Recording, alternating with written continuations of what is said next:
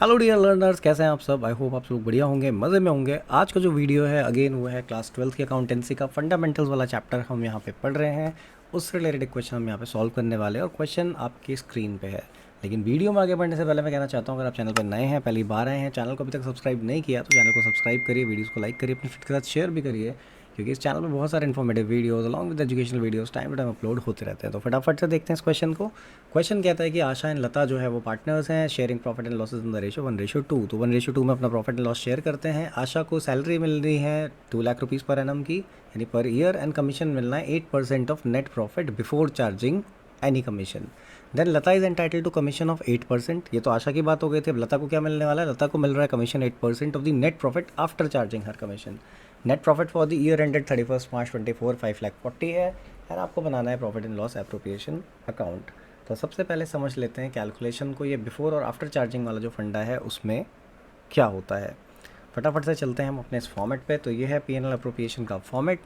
यहाँ पर अगर हम बात करें, सबसे पहले हम रिकॉर्ड करेंगे प्रॉफिट को। प्रॉफिट फॉर द ईयर 5,40,000 है, तो हम यहाँ लिखते हैं by P and L account, that is 5,40,000। Then अगर हम कमीशन की बात करें तो जो टू कमीशन होता है वो यहाँ रिकॉर्ड होता है, तो हम लिख लेते हैं टू कमीशन।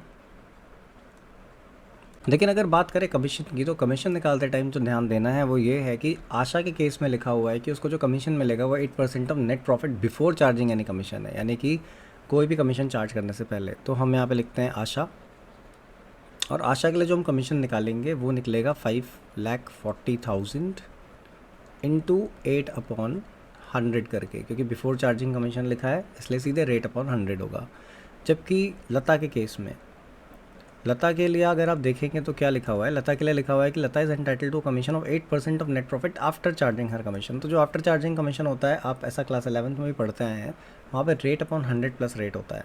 तो 5,40,000 आपका नेट प्रॉफिट था, इंटू 8/108 आप करेंगे, उससे आपको मिलेगा लता का कमीशन। ये जो मैंने यहाँ पे शो किया है ये एक्चुअल में अगर देखा जाए तो वर्किंग नोट पे बनता है, बट मैंने आपकी सहूलियत के लिए यहाँ पर इसको दिखा दिया है ताकि आप इजीली इसको यहाँ पे समझ सकें कि ये कैसे कैलकुलेट हुआ है। तो दिस इज़ 43,200 जो यहाँ पे निकल के आएगा। एंड सिमिलर वे में जब आप इसको निकालेंगे, दैट इज़ 108, तो उसके केस में आपका जो फॉर्मूला है वो है 5,40,000 इंटू 8/108।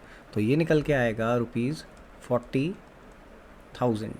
टोटल अगर करते हैं तो ये हो जाएगा 83,200।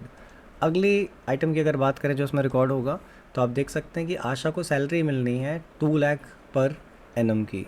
तो हम यहाँ पर आते हैं, लिखते हैं टू सैलरी या पार्टनर सैलरी। अब पार्टनर सैलरी अगर हम लिखें तो ऑब्वियसली हम क्लासिफिकेशन अगर करते तब लिखते, बट यहाँ पर सैलरी जो है वो सिर्फ किसकी है? आशा की। तो हम डायरेक्टली अगर चाहें तो आशा सैलरी अकाउंट भी लिख सकते हैं। तो यहाँ पर हम लिख देते हैं to Asha's salary account, and सीधे सीधे जो 2 लाख रुपीज़ है जो उसको एज अ सैलरी मिलनी है वो हम यहाँ पे नोट कर देंगे।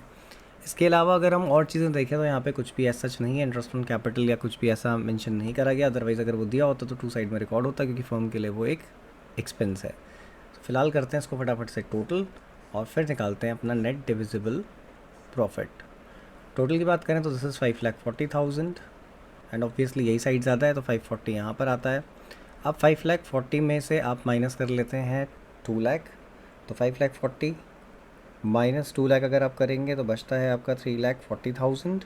एंड देन 3,40,000 में से अगर आप माइनस करते हैं 83,200, तो यू विल गेट 256,800। तो यहाँ पर आ जाता है 2,56,800।